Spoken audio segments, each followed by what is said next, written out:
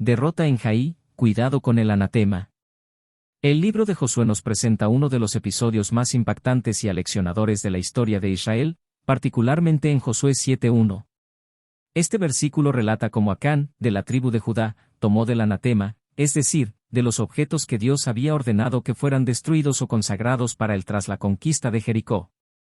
Esta desobediencia no solo tuvo consecuencias graves para Acán, sino también para todo el pueblo de Israel, enseñándonos lecciones profundas sobre la obediencia a Dios y las repercusiones del pecado en la comunidad. El contexto previo, la conquista de Jericó.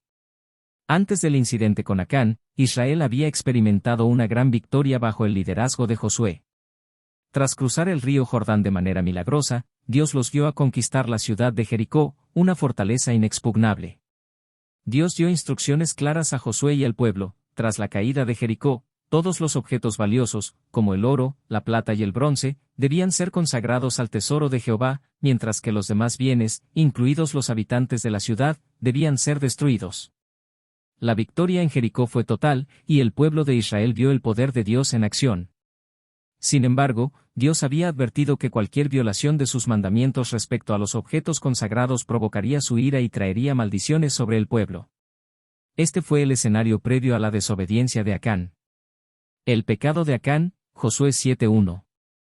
En Josué 7:1, el autor sagrado nos relata cómo Acán, desobedeciendo la orden de Dios, tomó para sí parte del botín.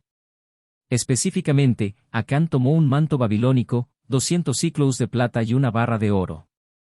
Aunque pudo parecer una acción insignificante, las consecuencias fueron desastrosas, ya que su pecado trajo la ira de Dios sobre todo el pueblo de Israel. La palabra, anatema, significa algo prohibido, consagrado exclusivamente para Dios.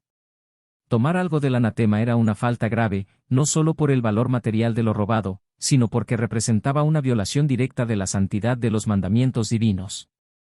Lo que había sido consagrado a Dios no podía ser utilizado para fines personales.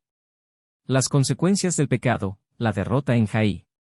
Poco después de la conquista de Jericó, Josué envió a un pequeño grupo de guerreros a conquistar la ciudad de Jai, una tarea que parecía sencilla. Sin embargo, Israel fue derrotado de manera vergonzosa, perdiendo a 36 hombres en la batalla. Este fracaso conmocionó a Josué y al pueblo, quienes no entendían por qué Dios no había estado con ellos en la batalla. Josué, consternado, se postró ante el arca de Jehová buscando respuestas. Fue entonces cuando Dios le reveló el pecado de Acán: alguien había tomado del anatema, violando su pacto y provocando su ira. Esto muestra una importante enseñanza: el pecado de un individuo puede afectar a toda la comunidad.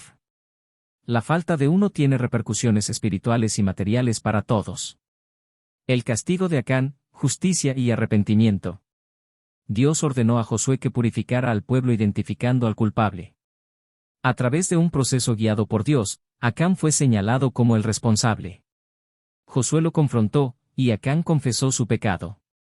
El castigo fue severo. Acán, junto con su familia y sus bienes, fue lapidado y quemado en el valle de Acor, el valle de la desgracia.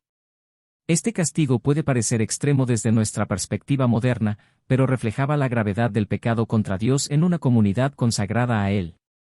Además, sirvió como advertencia para el pueblo de Israel sobre la importancia de la obediencia absoluta a las leyes divinas. Reflexiones finales.